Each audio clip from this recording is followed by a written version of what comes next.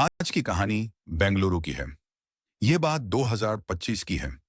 23 जून 2025 रात के लगभग 3 बजे डोडी पुलिस स्टेशन में फोन की घंटी बजी। कॉल करने वाले ने बताया कि कैसरपुरा रोड के पास कानवा डैम के पास एक व्यक्ति का शव पड़ा है। सूचना मिलते ही पुलिस मौके पर पहुंच गई। मृत शरीर के पास एक संदिग्ध बोतल पड़ी हुई थी, लेकिन उसका ढक्कन कहीं आसपास नहीं मिला। मृतक के पैर में सिर्फ एक ही चप्पल थी, जिससे पुलिस को शक हुआ। पहली नजर में वहां मिली चीजों को देखकर ऐसा लग रहा था कि उस व्यक्ति ने जान लेने की कोशिश की होगी, लेकिन पुलिस को यह भी संदेह था कि अगर उसने खुद ऐसा किया होता तो बोतल का ढक्कन कहीं आसपास जरूर मिलता। साथ ही मृतक के पैर में सिर्फ एक चप्पल होने की बात भी पुलिस को खटक रही थी। कार के नंबर से मृतक की पहचान की गई। पता चला कि वह मकाली गांव के पूर्व ग्राम पंचायत सदस्य लोकेश हैं। पुलिस ने तुरंत उनकी पत्नी चंद्रकला और पिता मोटे गौड़ा को सूचना दी। दोनों तुरंत मौके पर पहुंचे।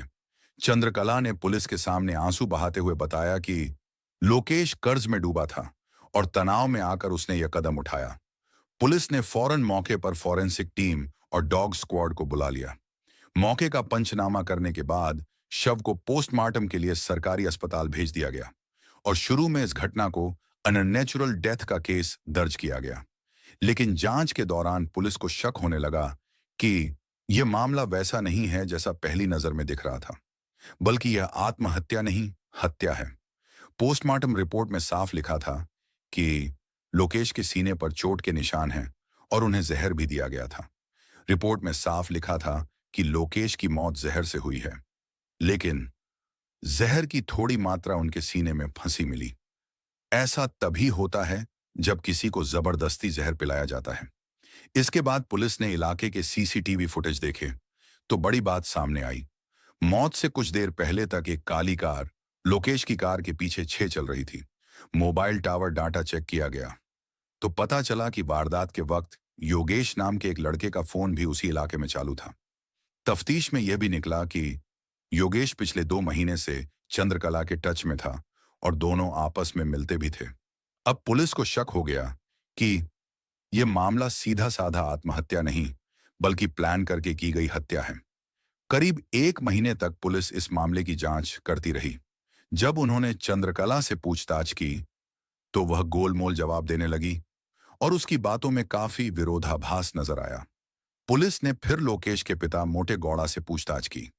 उन्होंने बड़ा खुलासा करते हुए बताया कि बहू और बेटे के बीच अक्सर झगड़े होते थे। चंद्रकला के विवाहितर संबंध थे और वह अपने प्रेमी योगेश के साथ बेंगलुरु में रहती थी। वह लोकेश से संपत्ति में हिस्सा मांग रही थी और जब उसने मना कर दिया तो उन्हें शक है कि उसी ने लोकेश की हत्या करवाई। इस शक के आधार पर पुलिस ने चंद्रकला और उसके प्रेमी योगेश को हिरासत में लिया। पूछताछ में आखिरकार चंद्रकला ने अपना जुर्म कबूल कर लिया। बाद में योगेश ने भी हत्या की बात मान ली। मृत लोकेश के पिता मोटे गौड़ा की शिकायत पर डोडी पुलिस ने मामला दर्ज किया।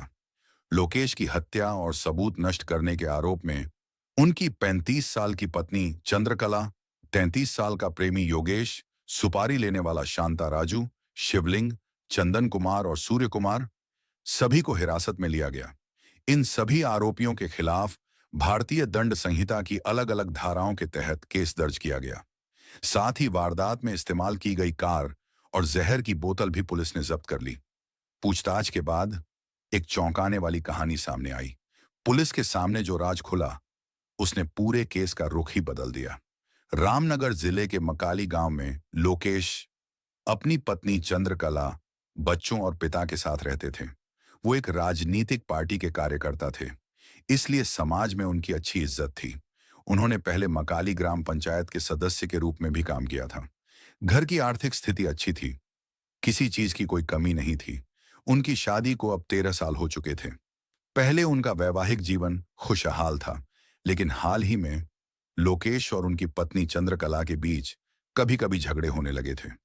इसका कारण भी कुछ ऐसा ही था। पिछले 2-3 सालों से चंद्रकला के व्यवहार और रहन सहन में बदलाव आ गया था। लोकेश ने कई बार देखा कि वह घंटों किसी आदमी से बातें कर रही है। जब उन्होंने इस बारे में उससे सवाल किया तो चंद्रकला ने उल्टा कहा, बेवजह मुझ पर शक करके मेरी बदनामी कर रहे हैं। भले ही चंद्रकला ने मासूमियत का नाटक किया हो, लेकिन लोकेश के मन में पैदा हुआ शक कम नहीं हुआ। उन्हें पूरा यकीन हो गया था कि उसका मंड्या जिले के नवीले गांव के रहने वाले योगेश से संबंध है। चंद्रकला शादीशुदा होने और बच्चों की मां होने के बावजूद अपनी जवानी को बरकरार रखे थी।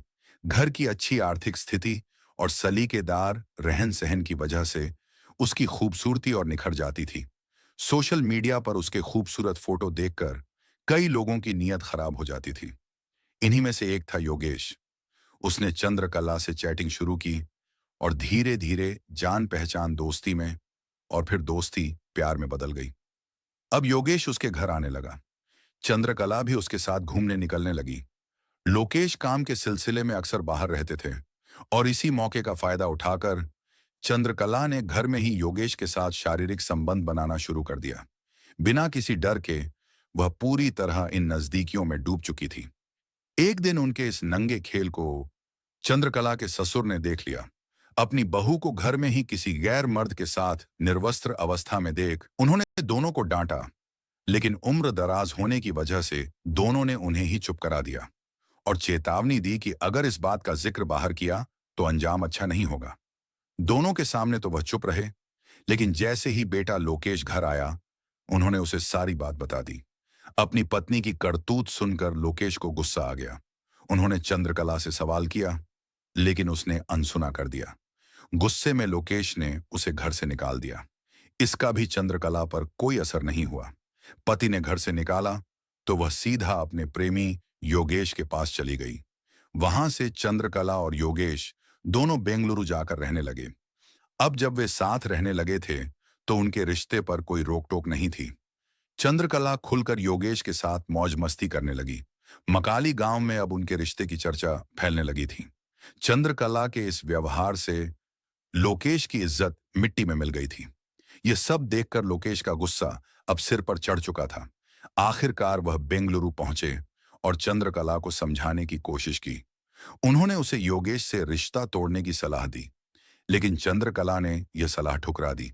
इतना ही नहीं, उसने साफ कह दिया कि उसे अपने पति की संपत्ति में से हिस्सा चाहिए और वह अब सिर्फ अपने प्रेमी के साथ ही रहेगी।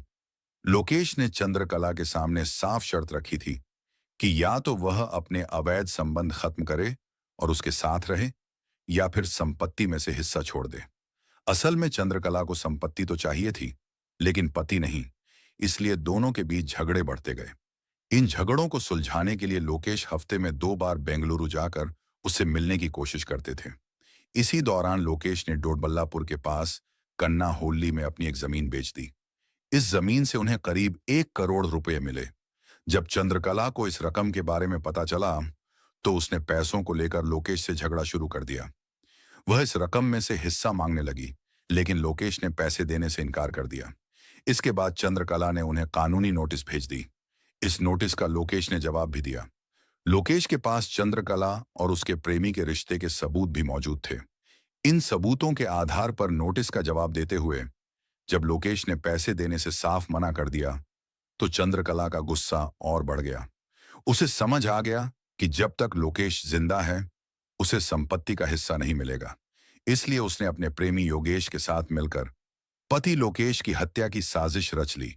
दोनों ने मिलकर लोकेश को मारने के लिए 2 लोगों को सुपारी दे दी। एक तरफ पति पत्नी के बीच कानूनी लड़ाई चल रही थी और वे कोर्ट की तारीखों पर आ जा रहे थे। वहीं दूसरी तरफ चंद्रकला अपने प्रेमी के साथ पति को खत्म करने का प्लान बना रही थी। इसके लिए योगेश ने अपने दोस्त शांता राजू को बुलाया और लोकेश की हत्या की 5 लाख रुपए में सुपारी दे दी। शांता राजू ने अपने 3 दोस्तों शिवलिंग, चंदन कुमार और सूर्य कुमार को भी इस काम में शामिल कर लिया। चंद्रकला, योगेश और सुपारी लेने वाले चारों लोग हत्या की योजना बनाने लगे। उन्होंने तय कर लिया कि लोकेश को कहां और कैसे मारना है और हत्या को आत्महत्या जैसा कैसे दिखाना है। योजना के तहत 23 जून को चंद्रकला ने लोकेश को फोन करके कहा कि केस के बारे में बात करनी है, इसलिए वह बेंगलुरु आ जाए। उस दिन लोकेश मकाली से अपनी काली कार लेकर बेंगलुरु पहुंचे और चंद्रकला से मिले। लोकेश चाहते थे कि दोनों के बीच का विवाद खत्म हो जाए, लेकिन चंद्रकला के मन में कुछ और ही था। उसने उन्हें देर रात तक बातों में उलझाए रखा और फिर झगड़ा शुरू कर दिया। झगड़े के बाद लोकेश देर रात बेंगलुरु से मकाली लौटने लगे।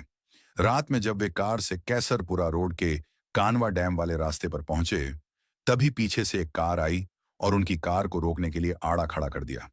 कार में बैठे 5-6 लोग बाहर उतरे। लोकेश को कार से घसीट कर बाहर निकाला और मारपीट शुरू कर दी।